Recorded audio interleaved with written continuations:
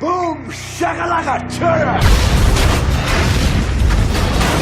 Welcome back to the Millennial Classics, y'all. On this show, we talk about the best and most memorable movies, music, and culture-changing events from our generation. Mumbury, how you doing on this very special day? Doing great. Let's get to it. This is a very exciting episode. This might not be a major milestone, but for Mumbury and I from the Millennial Classics team, this is exciting. This is a big deal for us.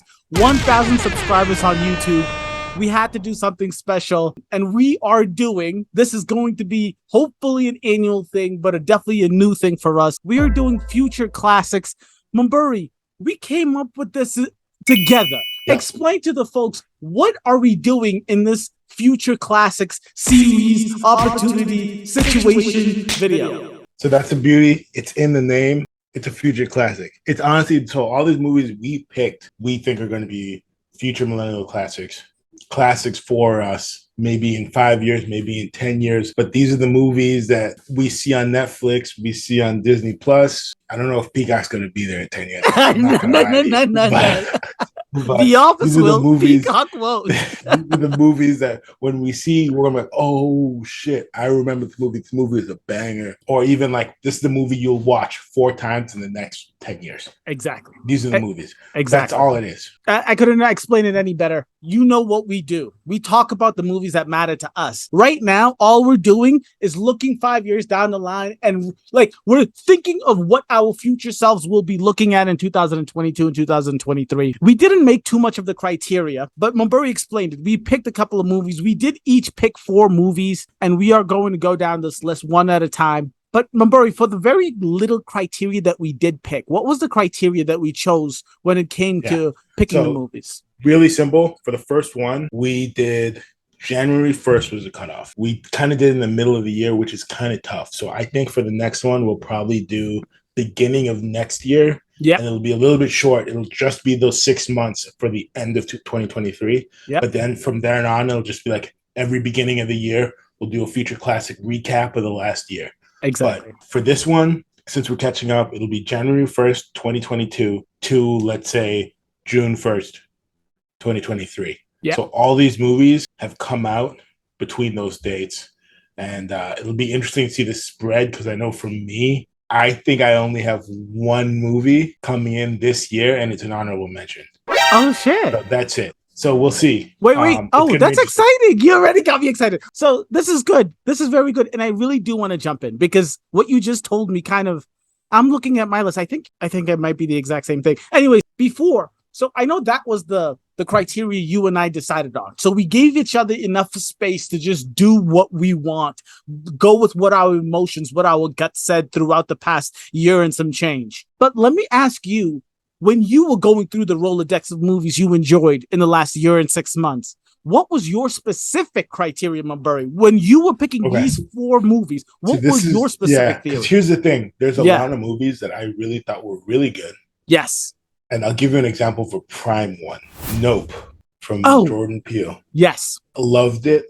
Great movie. I just don't know if it's going to be a classic.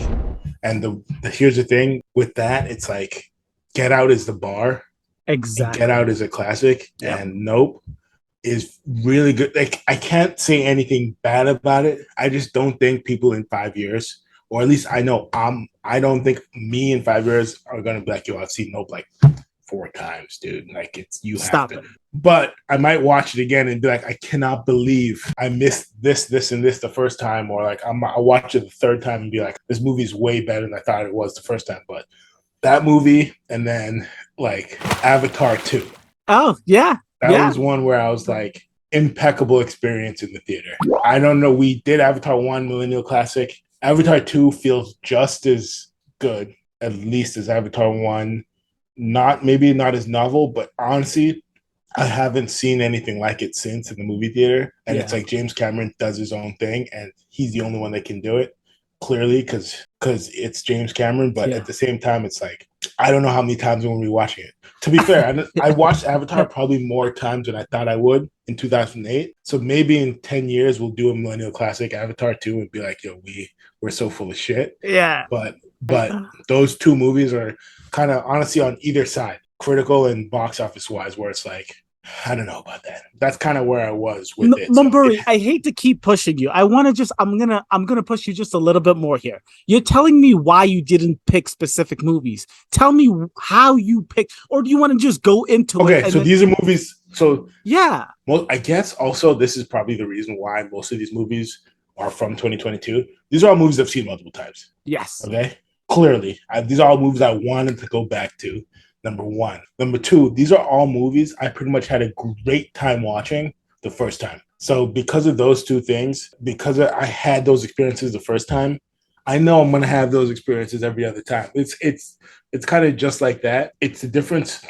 There's a lot of good movies. There's not a lot of great movies that you watch the first time and you have so much fun that you're like, I want to go back and do it again.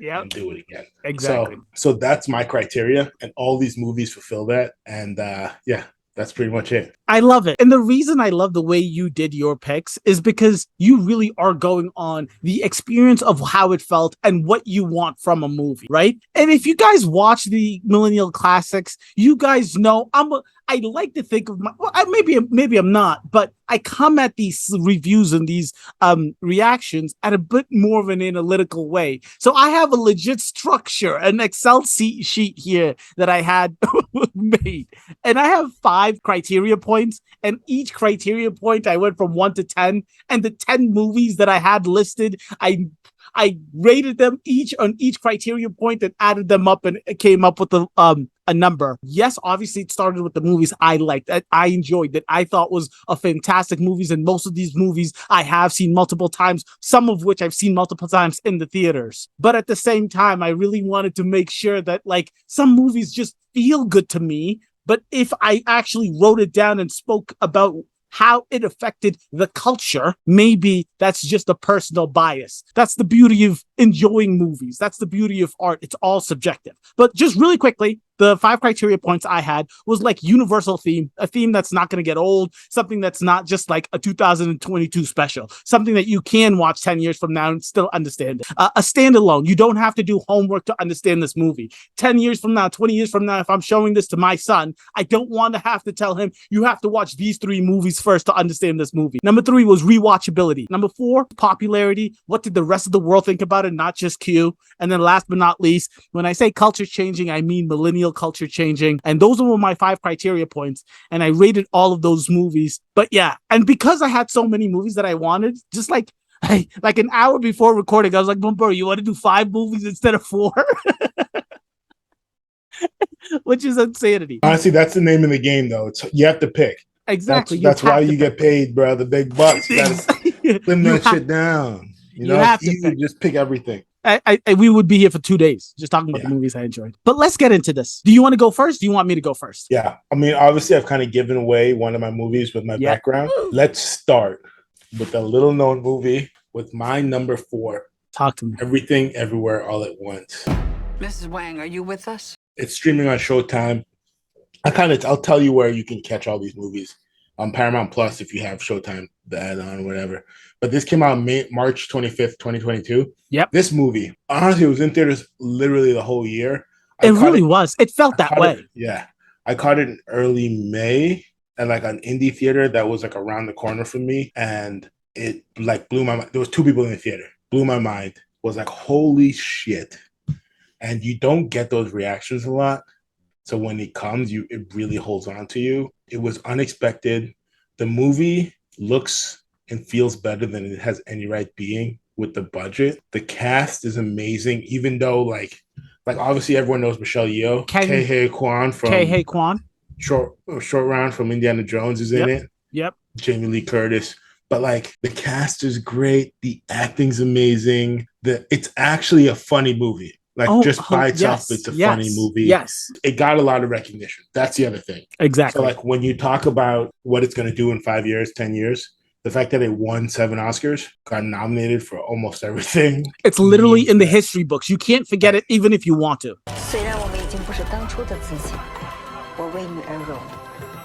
Right. Yep. Like there's like people hate Driving Miss Daisy, but it's in the books. Exactly. You know? People hate Green Book, but it's in the book. Yeah, sadly. God damn it. So sometimes all you got to do is get in the book. Yeah. right? It's kind of honestly, it's kind of like, you know, like tennis or golf, where you just gotta win one tournament and it's like that's it. Like you win once in your life. You got Yeah. the green jacket. You're You rocking. won Wimbledon. You're good for life. You can walk in and people just say like that's the Masters winner from 2023 or whatever. That's it. Exactly. That's what all people say. So you won one. You won Best Picture. Like acting awards, they swept. So Exactly. this was a phenomenon in 2022. And if I think you're not going to be able to talk about this year without talking about this movie, besides being a great movie, besides being funny, a lot of great action in it. So it's really accessible, but then it goes way deeper than that. On every rewatch, you catch more things. It's about Asian immigrants, and those are the main characters, and you don't really see that. It's a really unique movie. And I think that when you talk about 2022 and you talk about movies that you're never going to forget or movies that you want to rewatch, this movie is always going to come up. 100%. Let me jump on top of that because Everything Everywhere All at Once is my number 3. Everything I agree wholeheartedly with what Mumburi just said. But you guys also have to remember the content of this movie, what this movie is about. When there's a movie that I really enjoy that I'm confused about, Mumburi said he watched it twice in theaters. I watched it twice in theaters, and then I took Trinae, my partner, to go see it in theaters. You don't have to say partner, bro. Were we in the Wild West? Partner. We went to the movie she didn't understand, and I took her a second time, meaning I went to the movie theaters 4 different times to watch this movie. Listen, ladies and gentlemen, when you go to any of these explain movies or talk about movies or review movies or analyze movies or whatever, a quote or a sentiment that I hear a lot in all of these reviews and explanations of Everything Everywhere All at Once is this movie is what it's like to be on the internet. It feels so real. Like that sentiment feels so real. And any millennial, when I talk about that culture changing aspect, the impact this movie will have on millennials, any millennial that's ever been on any social media, right? Which all of us are on 24/7. That's what this movie feels like. And it does it in such a beautiful way. Mumburi said it's about an Asian immigrant family. Yes, it is about an Asian immigrant family, but that core, that critical theme, that theme that you can watch 100 years from now, it's about a mother and a daughter and that relationship. And that's something, it doesn't matter if you're an immigrant. It doesn't matter how old you are. It doesn't matter, like when you watch this movie, right? You watch a movie like Gone with the Wind, it's a love story. A mother and a daughter, this story will be forever in the record books, not record books, an emotional aspect of human beings for all time. And they do it so well. The only reason that this is number 3 for me, you can see my energy when I'm talking about this movie, but the only reason that this is number 3 for me, even though this movie is funny, even though this movie is all of this stuff, because I said the thing about how it feels, it's a movie about like how it feels like being on the internet, all of those references, there's just a ton of references in this movie that makes sense to people who are around right now. Like I can imagine myself 5 years from now watching this movie and thinking the rat on that dude's hat in the kitchen. You know what I'm talking about? Yeah. Yeah, the raccoon the on his head. joke. I can imagine watching that and thinking, oh, this is stupid, right? Like I can imagine someone like who hasn't seen Ratatouille being like, why the fuck is this happening?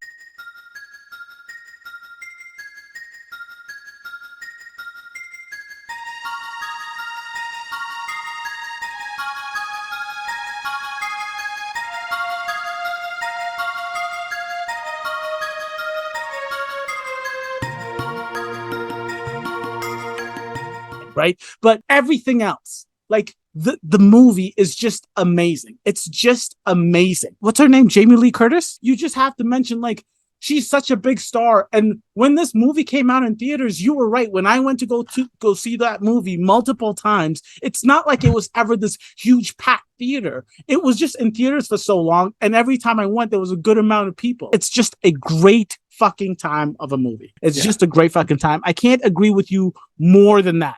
And like I said, this is A24's biggest movie ever. There you go. 94% on Rotten Tomatoes.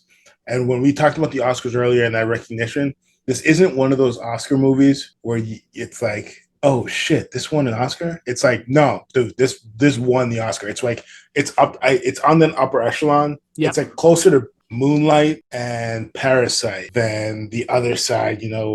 Green Book. We Green Book. mentioned that. Yeah, yeah. No, I know exactly what Like you mean. what's that silent movie?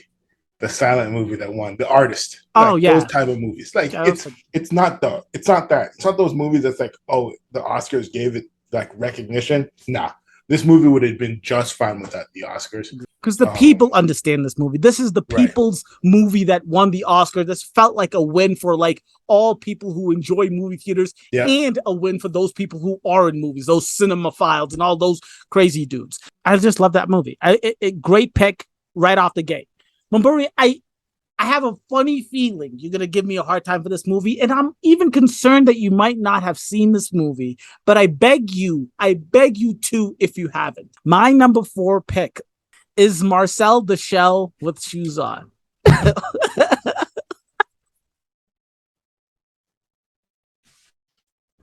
Well, Barney, have you seen this movie?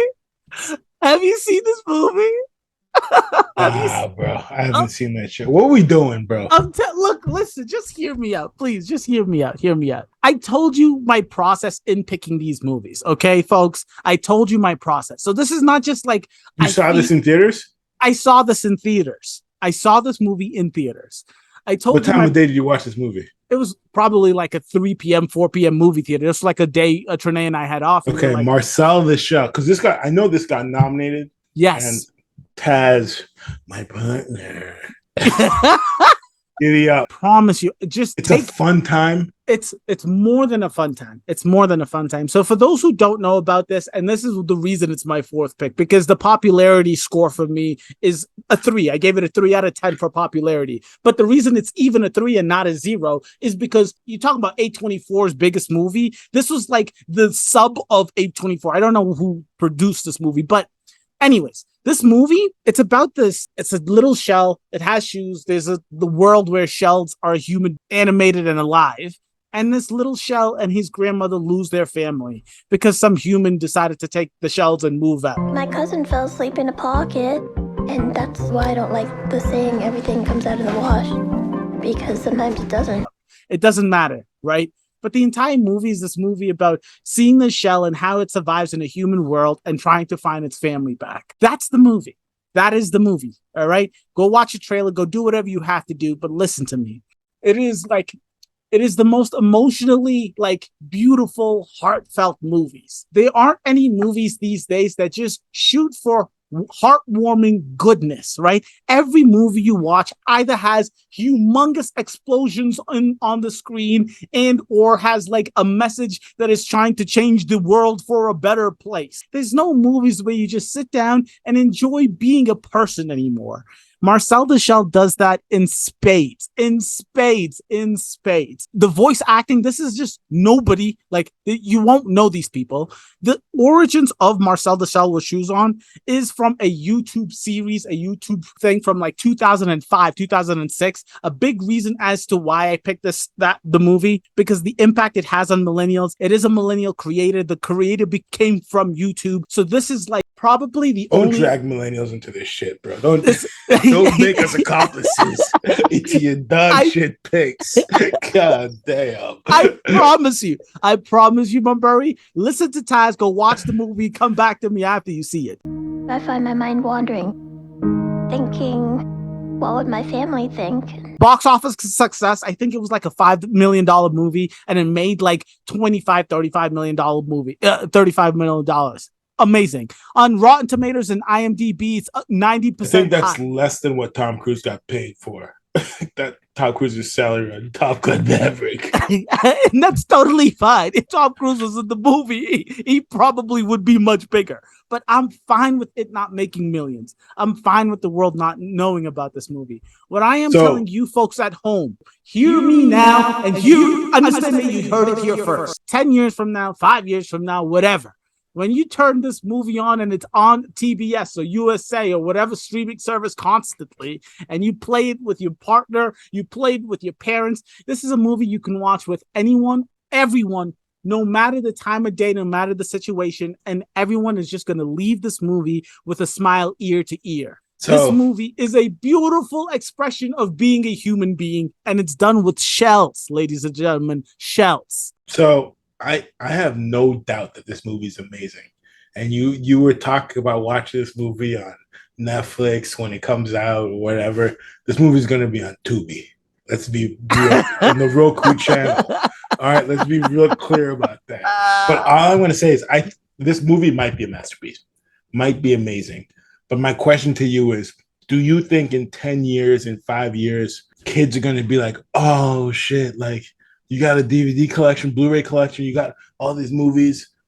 Oh, what do you want to watch? And they're going to be like Marcel the Shell, or are they going to be like, remember when we were kids and it was like all the 90s Disney movies, or like we'll watch Ratatouille or Cars or Up or whatever. And it's like, yeah, these kids are going to watch Marcel the Shell. That's what you really think? No. Because kids have dog shit taste in movies. Listen, I don't give a shit what the kids but it's intuitive. Kids know. Kids are attracted to Pixar, and when Pixar was on top, and not attracted to dog shit animation. Oh, great. And right? good for remember those... The Wild? You remember the movie The Wild? It came out around the same time as Madagascar. Oh, yeah. It's about lions. Do you remember that movie? Kids know. Kids know, dog. Kids know. I'm sure. But like, you know, what's that movie? Like Breakfast at Sally's or Breakfast with Sally? You know, Breakfast at Tiffany's? Breakfast at Tiffany's. I'm saying this is a movie that we are watching, that if you watch this movie, it's going to stay with you. You're going to have a memory and emotion connected to this movie, some way, shape, or form. And if you don't, you're probably a psychopath or a sociopath. That's just the truth of the matter. But you think this is a future classic? 100%. 100%. Okay. 100%. Then I'll watch it. I'll watch it. Please and thank you, Mumberry. Please and thank you. Take us to number 3. Number 3. So I don't want to shit on you, but this is the actual animation classic from 2022. All right. Okay. You remember when the teacher used to roll out that TV card? Yeah, this is that movie. This is that movie that all the kids is gonna have watched this movie in the next 10 years. Wait, what movie? The movie is called Puss in Boots. Oh my God. Puss in Boots. All right. You know, I still haven't seen this movie. Please talk to me about it. This movie is a masterpiece. Welcome to my fiesta. Amazing. This movie got 95% on Rotten Tomatoes. Came out December 21st. Not a huge opening, but it had incredible legs, just like Everything Everywhere All at Once. That's one thing a lot of these movies have in common. Even Top Gun Maverick, when we talk about it, they just stayed at the theaters a long time. People found a way to find it, and week after week after week, people kept coming. People kept enjoying themselves. All these movies had great word of mouth, and this movie is no different. The animation style, closer to Spider-Verse. It looks beautiful, looks painted. It's one of those movies where it's so much better than the previous one. So no one remembers the original Puss in Boots spin-off. I've never seen it. Yeah. And he's a character from Shrek 2. Of course. Right? So that's where I know him from. But Antonio Banderas, Salma Hayek, Florence Pugh, Olivia Colman, John Mulaney. Florence Pugh's in it? Oh my God. Florence Pugh. We can't talk.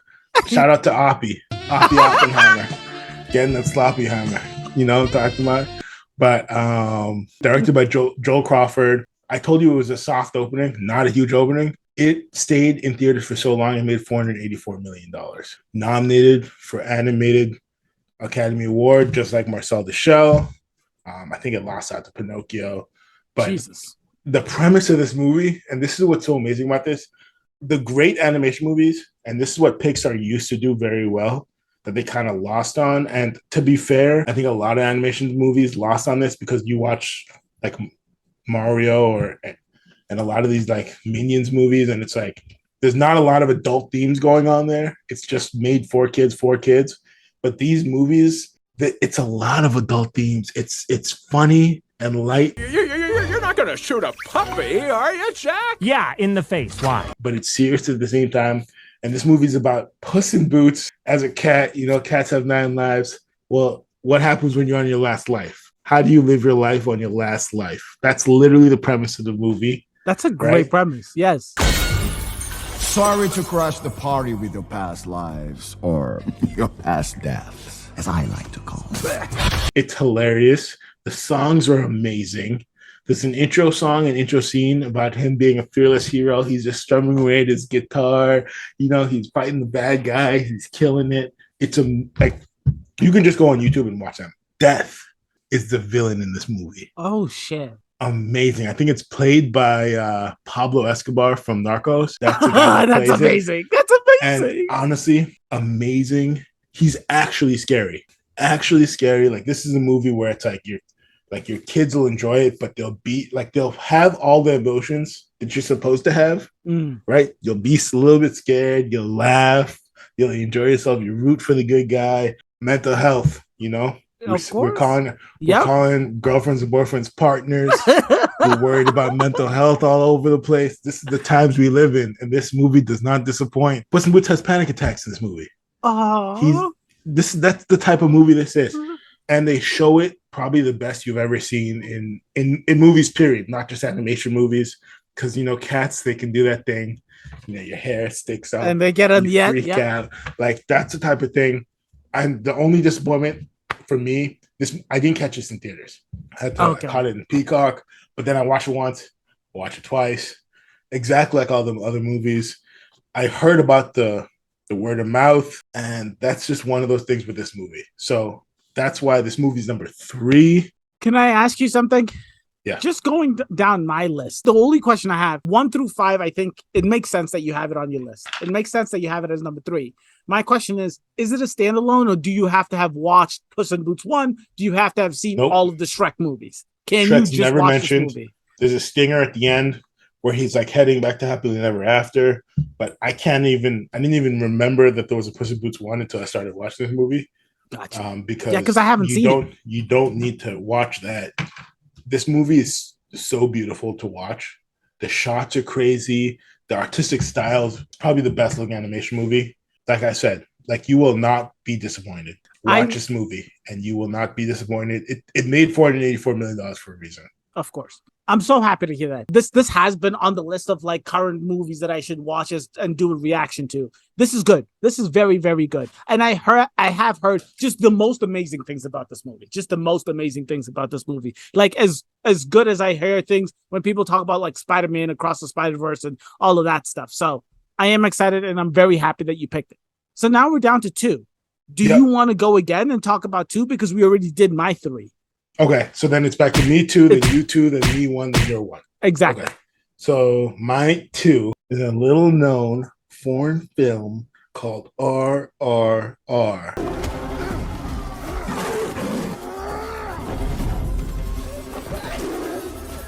Yes, right? yes. So yes. This movie, we don't get these movies anymore. These movies don't make money essentially in the US anymore. These great epics, and you know, like Ben-Hur. Yep. I think Gone with the Wind, Lawrence of Arabia. Lawrence of Arabia is a great one, you know. Long movies, but they got a lot to say. Exactly. You know, I guess you could say like it's almost like a Swords and Sandals movie, but it's on the other thing you could say is it's an epic in and of itself, and directed by S.S. Ranjamouli. Yep. It's on Netflix. You can catch this one on Netflix. Rotten Tomatoes 95%. All these movies are just top tier. Yeah, exactly. Box office 160 million. This was like a big, huge worldwide box office draw. Won best song at the Oscars. Yep. First time which is a banger. You have to watch the music video. You just have to. This is just one of the movies. Just go on YouTube, type not to. Go watch it. 360 million views. Just learn a little something.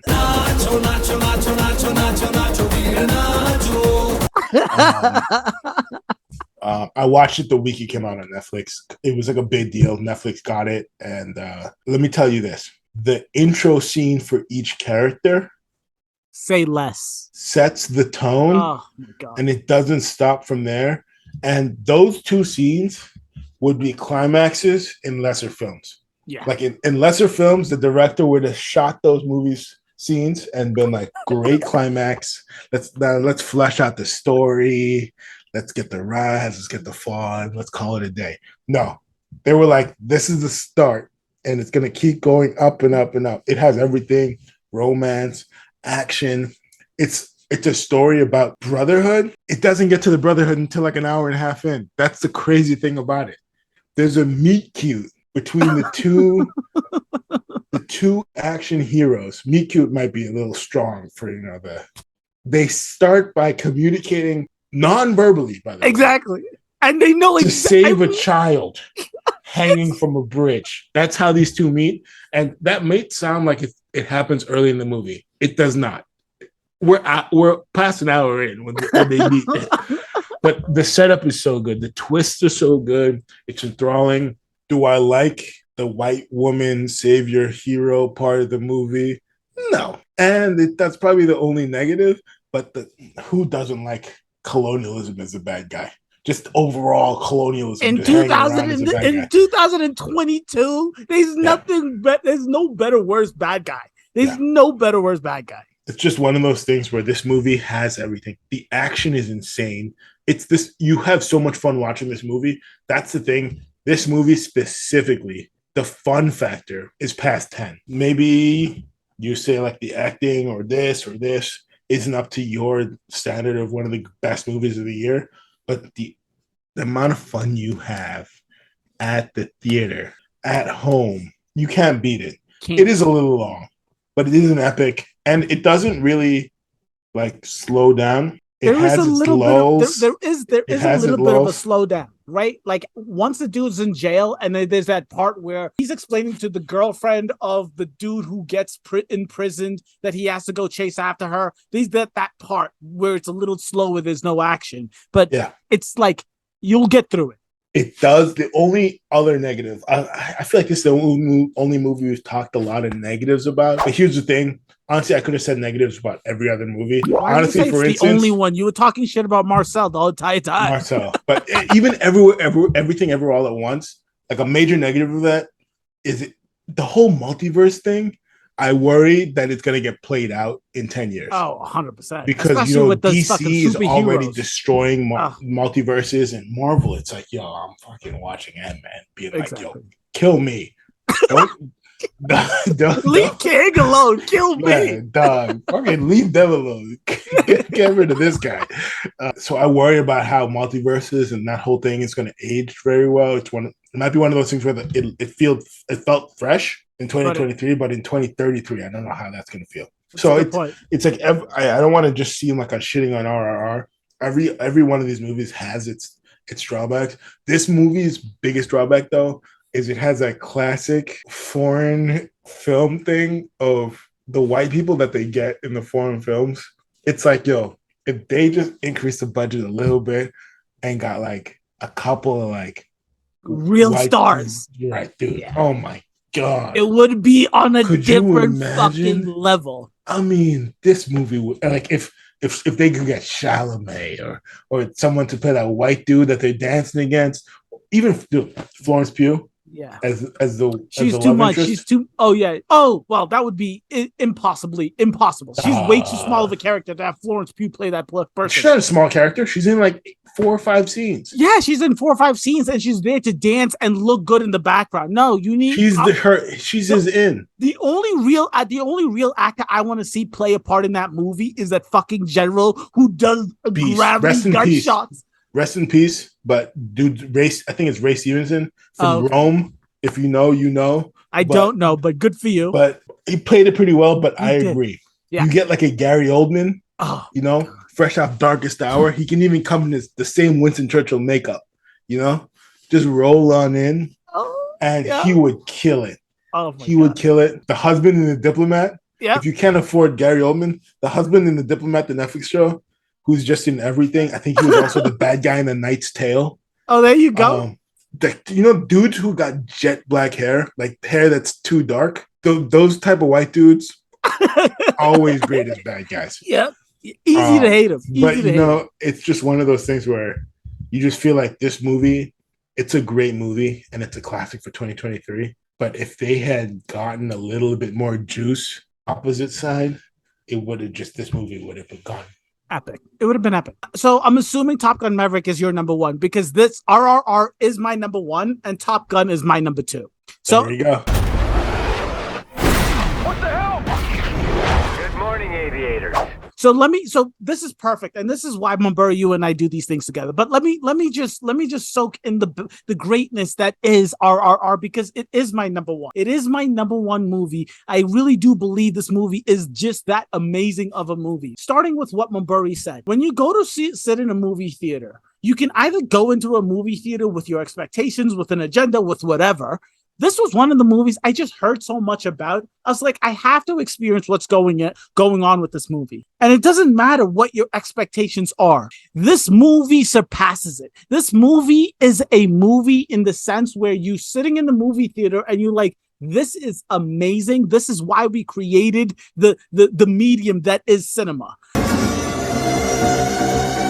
Because you are having such a good time. You are rooting, you are screaming. It's one of those movies where you go to certain movies and you're just like, shut the fuck up. I want to listen to what's going on, right? Like an Oppenheimer or whatever. And then you go to those movies where you could care less, right? But this movie, it's like you want to scream and shout and just join the performances that are on the screen. I don't know if this is like, I know people are saying, I haven't seen Barbie yet, but people are saying that in Barbie, there's like, Ken does like a song number and it's fantastic.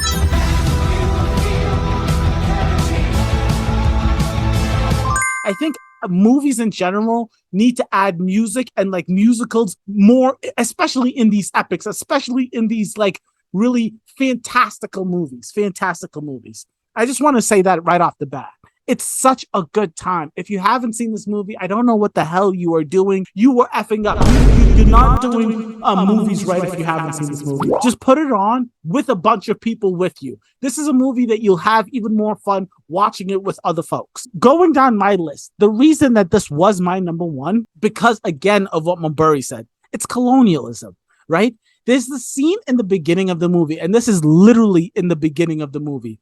After you get the intro of the tiger, where the big bad guy tells him, there's like a line where he says, do you know how much a bullet costs? You wouldn't want to waste it on these dogs. And then he tells him to grab a piece of log or a branch, and he beats the shit out of this woman that is just trying to prevent her daughter from being stolen. You want a bad guy that you want to just get torn apart. This is like you hate this person with so much passion, and the guy, he's enjoying it. He's a dude that was in supply chain management. That's what that dude was. Exactly. That's what he knows. He knows. They don't got. This is before Amazon Prime. Don't forget. That bullet had to travel through 8 different people, boats and ships and trains and everything. You just gonna shoot a person? You know how much this costs? And they use a branch and they like zoom in and they beat this lady, and it's insanity. It's insanity. Like, if I can watch those two intros to those two main characters forever. Like, when you talk about rewatchability, there is nothing better than watching those two intros. When you see that dude versus 1,000 men, when you see his partner in the jungle versus the tiger, it is amazing to see, right? It's amazing. Yep. And Mumburi, I wanted to ask you this because I was almost sure you're going to pick it. I don't understand, like, when I'm watching that movie, because it's so unrealistic and so fantastical, it is like, it's unheard of how insane that is, but I'm having such a good time. Why do I feel that way? But then when I'm watching a fucking superhero movie where I think, oh, that's bullshit for a superhero to do, I feel some type of way. I can't even understand why I feel that way, but I had such a good time watching them do it. This movie is closer to like a John Wick type movie than a superhero movie. Yeah. That's the thing. They're humans. And essentially, they are superheroes. But here's the thing with superhero movies: it's like now we kind of know that they're in tights in a green screen stage, right? Talking to like some dude with a mask and so whatever. We know what's gonna happen. Yeah. In the third act, all the villains are gonna show up. It's gonna be 50 dudes on the screen. A city is gonna get blown up. People are gonna run through cities, and the hero's gonna save the day. That's how all these superhero movies end. This movie and John Wick, they're way more focused, and that really narrows it down. John Wick has the same kind of suspension of disbelief. Exactly. 100%. You know, like he's wearing a suit that's bulletproof, and someone literally points a gun at him, and he does this shit. and the suit stops the bullet, so then he can go and because of his great aim, he hits the dude in the eyeball or wherever the fuck that his own suit doesn't cover. Yeah, he shoots. I mean, what are we watching here? exactly. But because But you don't think of that time to establish the world and establish the universe, and they did it early. exactly. I mean, those two intro scenes when that cop is being told, "Yo, arrest that dude who scratched that picture of the governor," and you're watching this, and the dude launches headfirst into a crowd of people and drags that dude back, which is sick. It's amazing. And It's then you amazing. watch the other dude catch a wolf. Yeah, And right. a tiger shows up and they catches them. I mean, what are we talking about here? It has plot. Exactly. It has story. You're building to romance, something. foreshadowing, themes, everything. The climax, storming the castle, the twists. It's this is an beautiful. epic. It's not just like an epic in name only. This is an epic in scope, in Exactly. scale. Yep. And just to top it off, because like, yes, we're just raving and ranting, right? But just to top it off, what the thing that gets me the most, as much as I like a spectacle, and this is literally a good way to transition to Top Gun Maverick. As much as I like a spectacle, it's the theme of the movie. It's the content of the movie that matters. And like what I was saying about everything everywhere all at once, it's in the books, you can't get rid of it. This is supposed to be a fantasy of the revolution of India. This movie will forever be remembered. This movie will forever be watched. This movie will be on, especially in India, for the rest of time, right? Because it's about the revolution against colonialism, against the big British bad folks. So like even all the nitpicks that we were talking about earlier, for all of that, 10 years, 20 years, 30 years, 100 years from now, people will be talking about RRR, even if they don't want to, because they were going to mention it when mentioning the revolution against the actual revolution. That is the difference maker for me when it came to RRR versus Top Gun Maverick. So, Mumbury, let's talk about Top Gun Maverick. This movie. Mm-hmm. This movie saved theaters, saved cinema. There's a clip you can see where the GOAT, Steven Spielberg, goes up to Tom Cruise and goes, you saved cinema. That's amazing. And Tom Cruise like nods his head. It's like, yeah, I did. Is that actually a real clip? Is that There's real? a clip of Steven Spielberg telling Tom Cruise that he saved theaters. That's This if you movie want came to out- that's amazing. That's amazing. I mean, that's this movie. Let me say this. End of the pandemic, some movies start coming out. Tenet came out during the pandemic. Just to add a little context. Tenet came out at the middle of the pandemic, and it was a big deal. It was like the first big movie. Christopher Nolan was like, "Nah, fuck that. I want my movie out." Then towards the end of the pandemic, a couple of blockbusters started coming out. James Bond, Fast 9, those types of movies. They did like box office pandemic numbers. Those were like all like, oh, they did okay because of the pandemic. Yep. Right. And even Marvel came out with some movies, but you know, a lot of these movies were like, oh, catch on Disney Plus in 60 days or 30 days. This movie, Tom Cruise refused. He said, you cannot put this movie on Paramount Plus.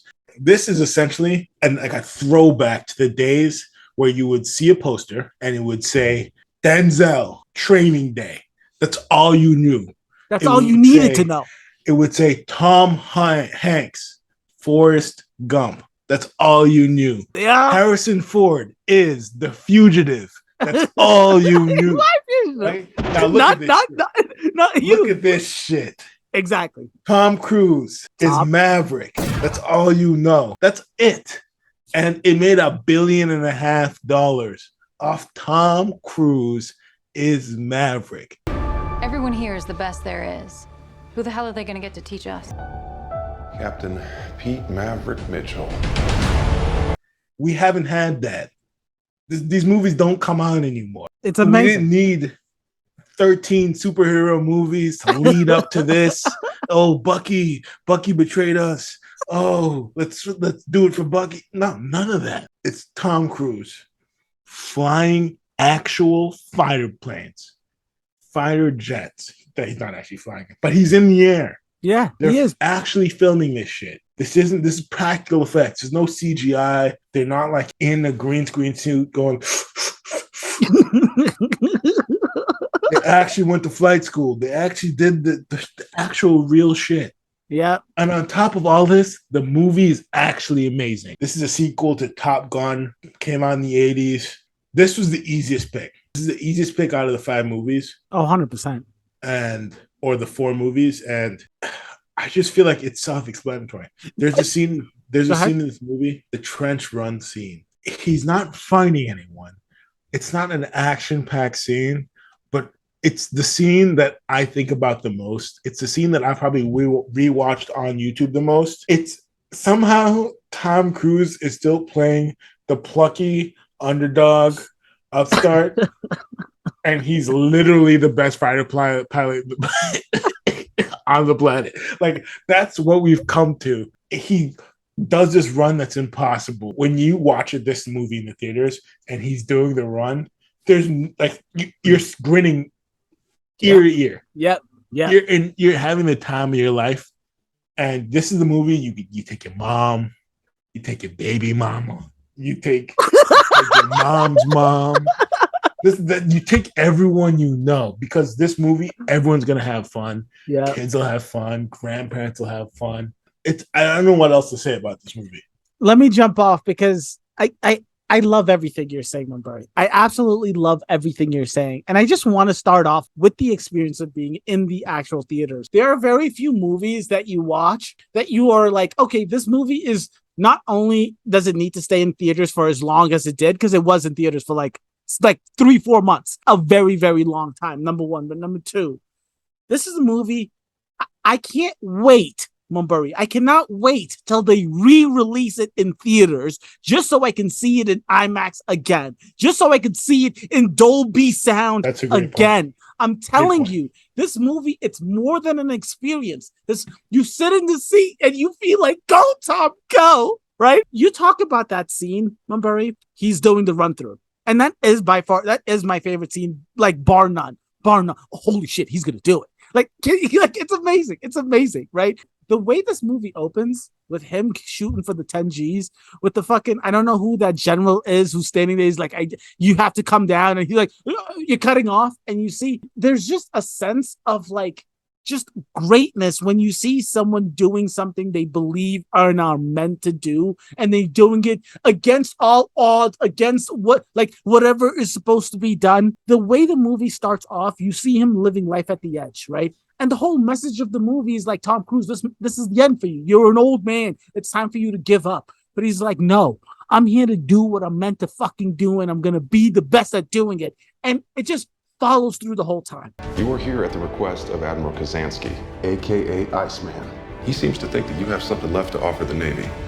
What that is, I can't imagine. I don't want to start shitting on the movie, but I do want to ask you a couple of things. It's a two-sided coin here. The reason I didn't want to pick this movie is because, like what I said, like the content, with the theme of the movie, right? The theme of the movie. Do you think, yes, obviously it's Hollywood, it's America. Do you think that this movie is too raw America? I love that they didn't make the bad guys China or the bad guys India or the bad guys Russia. They just made the bad guys the bad guys. But do you think that this movie is too raw, or is it going to be worldwide renowned?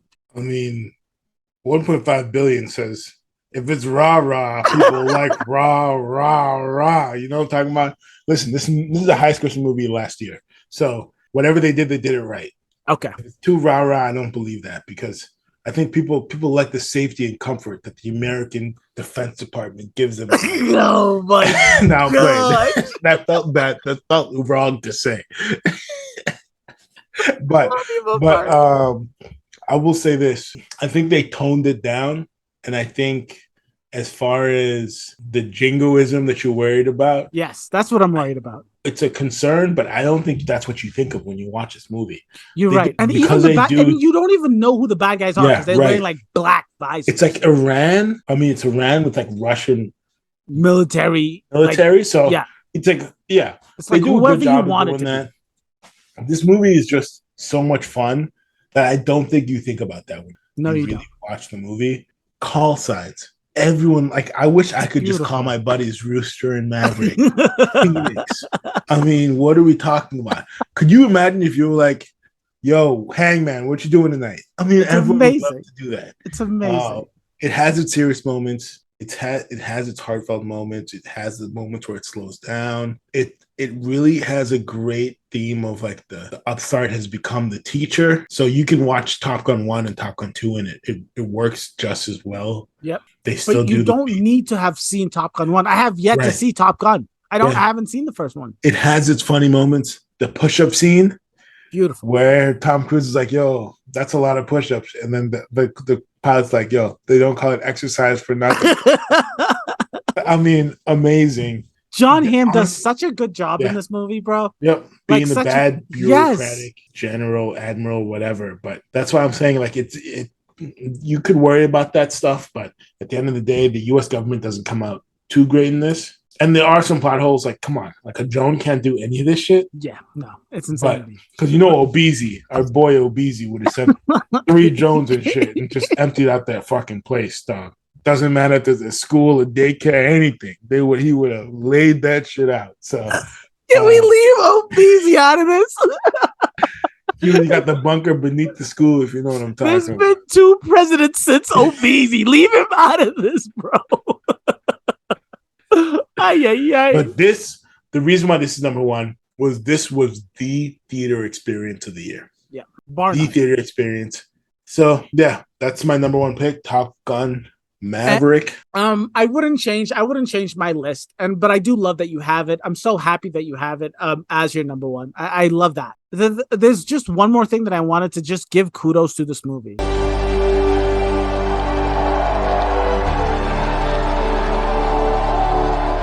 These movie studios are so nervous these days about making any new content, any new franchise, any new idea, right? So that's why everyone is praising so much the Oppenheimer Barbie situation, because it's all like, I understand Barbie is a toy, but it's not like it has movie background, right? It's considered a new idea. Let's talk about something new. And I think it's so difficult because you see Disney do this thing where they are so obsessed with the past, where they need to do a live action remake of all of these animated movies. You see them making Toy Story fucking 5. Give it a break. Take a breath. All right. Try something else. This is how you do a sequel to a movie. Is this the best sequel of all time? Maybe. I mean, that is a question that you can ask about this movie. That's how good this movie is. And it's not just a sequel. I think Dark Knight's better. I'd say give it more time. That's not. I'm saying the point is the fact that you're even thinking about a movie that could compete with it is the point. Is the reason that this movie is as good as it is. I was going to say and nominated for Best Picture. So. Exactly. Like. This movie is a sequel to a classic, and everyone thinks that this movie is that much better, like leaps and bounds better. So I love this list. I love your list. Before we go, Maburi, tell me your 1 honorable mention. Let's do you give me all your honorable mentions, and I'll end it with mine, and then we'll call it a wrap. I literally only have 2 honorable mentions because I cut it. I was really trying to be honest with you. My number 5 pick was Air, Michael Jordan. My number 6 pick was Guardians of the Galaxy Volume 3. Okay. I thought about Guardians. I don't know how it's going to age. Exactly. And you have to do a lot of homework to enjoy Guardians Volume 3. That's the thing, too. But as a standalone story and as a movie by itself, we just did Guardians 1. Guardians 1 is so fun. But it lays a lot of groundwork for Guardians 3. Guardians 3, I have to say, is still funny, but Rocket being the main character is such a great choice. Bradley Cooper kills it, but it really grounds the movie a lot. And honestly, the soundtrack's hit or miss, but the ending landed so well for me. It's one of the movies that, like, when you stick the landing that well, I forget a lot of things. Especially in these MCU movies where the ending, and we said that even when we were reviewing Guardians of the Galaxy 1, we said literally, it doesn't matter what the fucking superhero is. You know the last 30 minutes of every single superhero movie. And like when it sticks it and you already have your like mindset of how this movie is going to end, it's even that much better. Yeah. When you stick the landing on a movie like this, I think a lot of stuff can be forgiven. And this is a prime example of that. So yeah, I agree with Guardians 3. Did you see Air? What'd you think about Air? I watched it in theaters. Here's the thing. I watched Air and Blackberry, the Blackberry movie. Yes. Same week. A lot of product placement. And then we have Barbie coming out. And I've seen Barbie too. And they all have the same level of corporate interest, corporate, you feel like, you come out of air and then the people in front of us were literally talking about buying Jordans right after the movie. Of course. They're selling Barbies at the movie theater. At the movie theater where we were at, they were selling Barbies. BlackBerry, you can't. They can't sell Blackberries anymore because no one's buying them shits. But so different type of movie. But Air and Barbie had that, not a stink, but just the fumes of a stink of just there's some corporate nastiness going on. Nastiness around here, right? Let me get those lavender scented trash bags because there's some scent that's. Can I just lingering. say something about Air real quick though? There are actors that you get really frustrated with, and I'm thinking of Will Smith right now because I feel like he literally picks the worst movies to ever do. Like I don't want to I get nervous whenever he's starring in a movie because I'm like, is this gonna be another fucking bomb, right? And Ben Affleck had his ups and downs. I just have to tell you, Matt Damon's agent, Matt Damon himself, is probably everything that even when he's a side role, even when he's just in Oppenheimer is what I'm talking about. Matt Damon has been doing fucking hit after fucking hit after fucking hit. Like that Ford and Ferrari movie, Martian, this movie. It doesn't matter if it's $1 billion movie or if it's a $500,000 movie. Matt Damon knows how to pick them. He has bombs, but he just moves right past them because he does enough movies that it's not a big deal. And here's the main difference between Matt Damon and all those other guys. Johnny Depp, Will Smith, Denzel, they got to be the main character. Yeah. It's got to be a Will Smith movie. Got to be a Johnny Depp movie. It's got to be a Denzel movie. Matt Damon's perfectly fine showing up for the last 20 minutes of Interstellar, going crazy. He's perfectly fine doing that. He's fine being the fourth guy in Oppenheimer. Yep. He's fine doing that. That's what makes him. He's really like a LeBron James type guy. Exactly. He's fine passing it in the fourth quarter, if that's the better move. Will Smith is literally like Kobe. Exactly. He's if I don't have twice the amount of screen time as everybody else. Yeah. Yep. That's him. But Tom Cruise is also that guy. Will Smith, Carmelo, though. Yeah. But sadly. And here's the thing with that is it honestly makes you sad because Will Smith did King Richard, and Air is better than King Richard. Agreed. Agreed. But here's the thing. This is the type of movie where every good actor should just be doing one of these every 5 years because it's a layup. Everyone likes you in it. You can't really mess up. And you say bad agent, and Will Smith has a bad agent, but the worst agent, I wish you could just zoom in on me. The worst agent in movie box office right now is Lupita Nyong'o's agent. Oh, because she should have two of these. Honestly, she should just be in if she should just be in a movie like this, just a regular ass drama, right? For real though. Once a year. Can you just be an office worker? Yeah. Can you just an Aaron Brockovich type situation? A legal thriller. Yeah. Anything. Even if she was in this movie and she was doing what Viola Davis was doing, or what Jason Bateman was doing in Air, just you need to be in these movies. The best Lupita content I've watched when she was doing the underwater swimming practice for Black Panther, and they were showing her workouts, and I was like, "Damn, Lupita, where you been?" Exactly. Come on. So that's what I'm talking about. Will Smith, he should be doing these types of movies. Yeah. The thing is, these movies don't really get made unless it's tied to a major franchise, and in this case, the major franchise was Jordan. Yeah. So, but I just feel can you just be do a regular ass movie? Yeah. One regular ass movie. It just doesn't give us have a regular to be the biggest thing in the world. You're not Mr. Summertime anymore. Please. I don't need a Gemini Man. I went and saw that shit in 60 frames a second or 48 frames a second. I did that dance for you. But all I need is a regular ass movie where you play a regular ass dude. Who invented, honestly, who's the dude that invented peanut butter? Booker T. Washington? No. Booker T. Washington. or I whatever think it his was name Booker is. T. Washington, bro. Whoever the black dude that invented I know who peanut you're butter. talking about. It's not. Can we get fucking that movie? Booker T. And Will Smith played Booker T. Washington as the dude who invented peanut butter. Is that a hard thing to ask for? Can he like stop trying to play Ali and play the motherfucker that invented? Like, I know there's a black dude that invented Super Soakers. Can you make a Super Soaker movie? Right? Insane, bro. I'm just saying. But yeah, read the room. Read the room, right? Read the But room. what we're talking about your Bad honorable Agents. mention. Air is a good movie. Yes. It's honestly, it's my definition of a solid movie. Exactly. That's the only reason why I didn't put it on here, was because Air, I just walked out of it and was like, solid. I have nothing bad to say about that movie. I had a great time at the movies. Everyone was great. Jason Bateman's character, loved it. Loved it. Matt Damon's character had a bit of the, like, no one believes in me, that I'm not sure in real life. This dude must have been a complete asshole. If you're stopping at Vegas on your way back home, I'm not gonna believe in you either.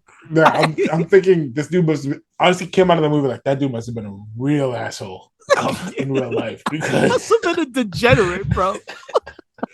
Seeing Ben Affleck and Matt Damon together, good movie. And such a good time.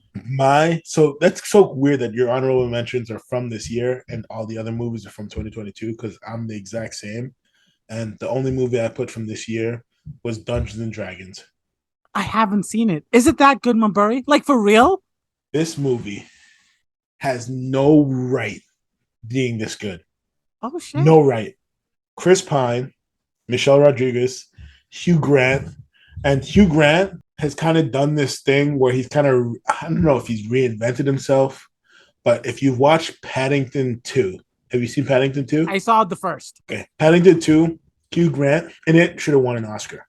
All right, relax. The earnestness and the commitment that he plays to trying to catch a fucking cartoon bear.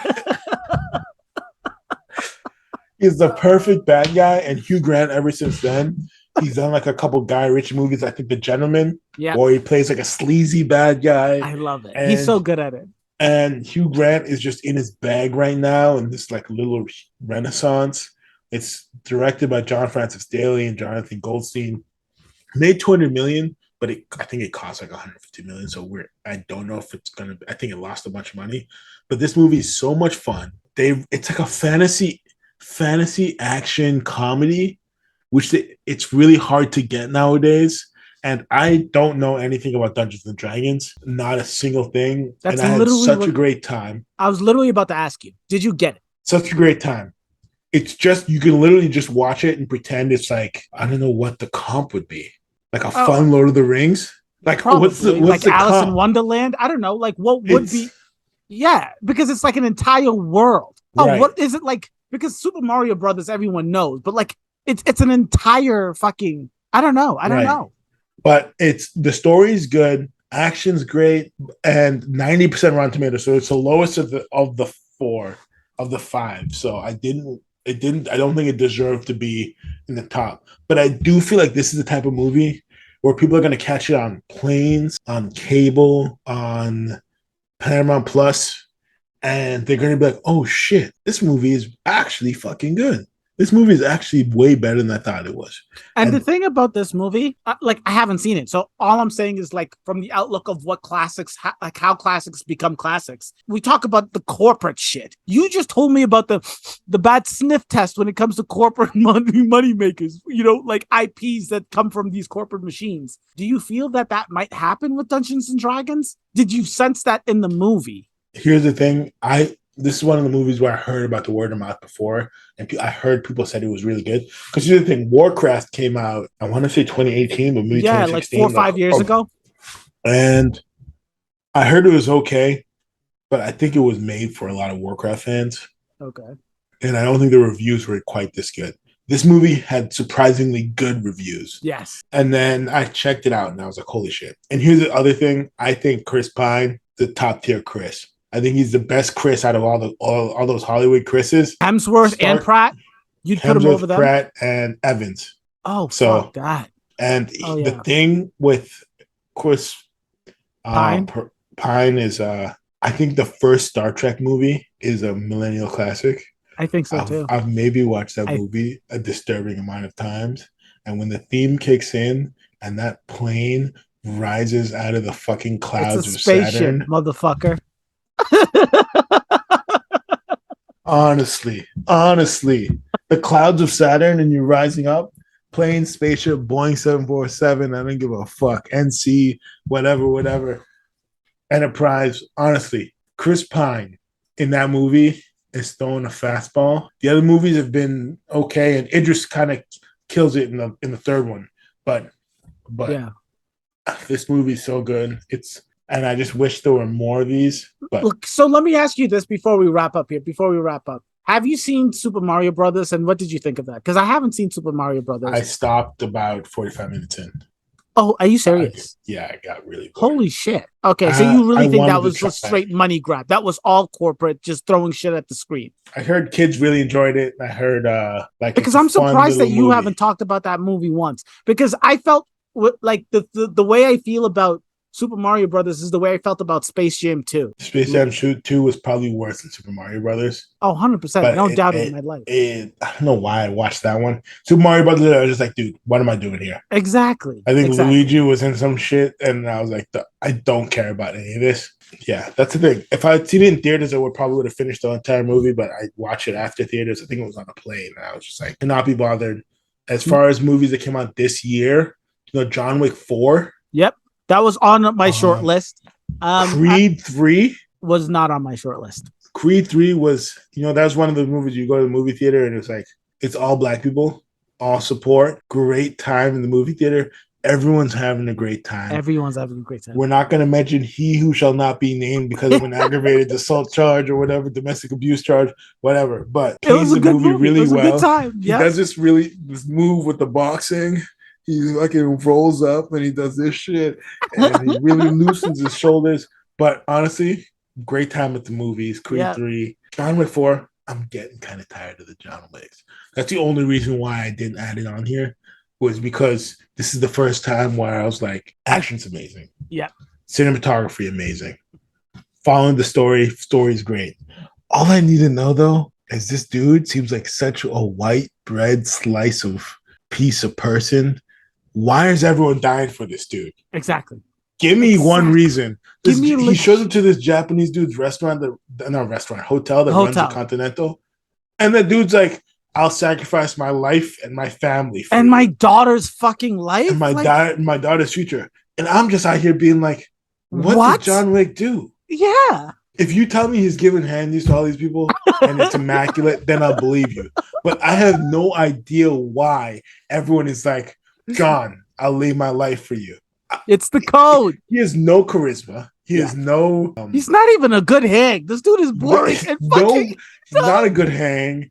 I literally spent the whole movie wondering, like, why does everyone like this dude? No, look, he's a hardo. The truth of the matter is, the chances are he probably saved all their lives like hundreds of times. Like, as great of a shooter as he. That's what I'm assuming. But my bro, we have to wrap this up. Someone saves your life from a bus. Are you like, yeah, dude? Like, come. I'll risk my family's life. Dude. Yeah. What are we talking about? People love this. People love this dude like a dear friend that has saved your life multiple times, like someone close to your heart. Yeah, that's the way they're sacrificing themselves for this dude.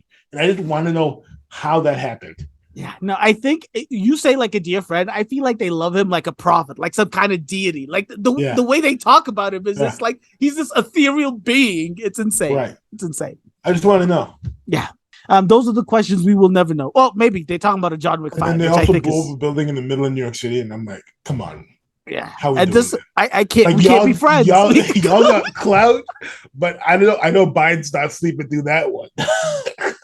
Because you're not blowing up a building in the middle of Manhattan and getting away with it. Nah, I don't care what the high table says. The U.S. government Rudy is Giuliani coming. ain't letting that shit slide, bro. I know that for a fact. So yeah, ladies and gentlemen, I haven't had this much fun making a video. We are 1000% doing this every year, and I think you're right. Doing it at the beginning of each year will be great because we could throw in what we expect to happen at the Oscars. I think that's a perfect time to do it. and honestly, this is the one time where we're going to do a 6-month stretch. Yeah. June 1st to the end of the year. But we're going to have a ton of movies to talk about. I think Spider-Verse 2. I think Oppenheimer. Barbie. It's like Oppenheimer. these are the movies that you should be Teenage Mutant prepared. Ninja Turtles getting them crazy reviews. The one that just came out? Yeah. Dune 2, I'm hoping it's going to be a great movie. There's a ton of movies. 3 Body Problem. Is that a show or a movie? That's a TV show. But keep your eye out, ladies and gentlemen. Keep your eyes out. I think we're also the new Leo movie. Yep. That's coming out. But the Native American. Wait, have you seen the trailer? The music for that trailer? I haven't had that much good time until Leo's old trailer movie, Wolf of Wall Street. Scorsese don't miss with trailers. Oh, that's the thing. God. Scorsese don't miss with trailers. Oh my God. It's amazing. So I think we're gonna have a lot to talk about for the next one, and I think we're having a good time. Ladies and gentlemen, remember, we just had this great time, but this was our thank you to the 1,000 subscribers. I can't say that enough. We love doing these videos, and for you guys to join us on this journey, to join us in the comment sections, to like those videos, and allow us to have this much fun doing this. Thank you. Just thank you, thank you, thank you. And until next time, we'll catch you next week. Deuces.